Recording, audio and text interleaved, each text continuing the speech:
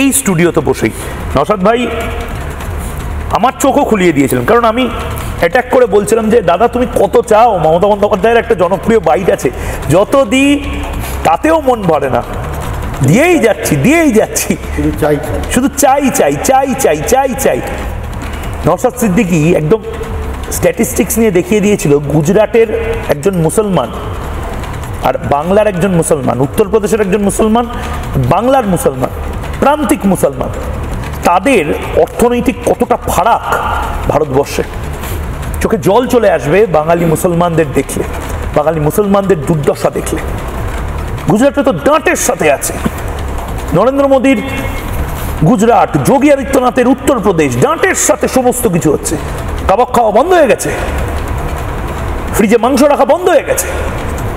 ডাঁটের সাথে যদি সবকিছু চলতে পারে, বাংলায় কেন এই জুজুটা থাকবে?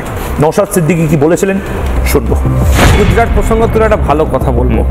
আমি কদিন আগে গবেষণা করছিলাম, এর কিছু নিয়ে গবেষণা করি যে ওয়েস্ট বেঙ্গলের মুসলমানদের মাথা পিছু গড় আয় কত, আর উত্তরপ্রদেশের মুসলমানদের মাথা পিছু গড় আয় কত, মহারাষ্ট্রের মুসলমানদের মাথা পিছু গড় আয় কত, গুজরাটের মুসলমানদের মাথা পিছু গড় আয় কত দেখে না, আর কেরালার মুসলমানদের মাথা পিছু গড় আয় কত পরিবার পিছু, অবাক হয়ে গেলাম।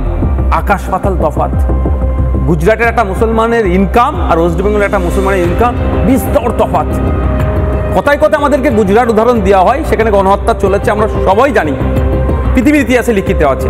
কিন্তু বর্তমানে আজকের যুগে দাঁড়িয়ে গুজরাটের মুসলমানের ইনকাম ওয়েস্ট বেঙ্গলের মুসলমানের থেকে অনেক বেশি।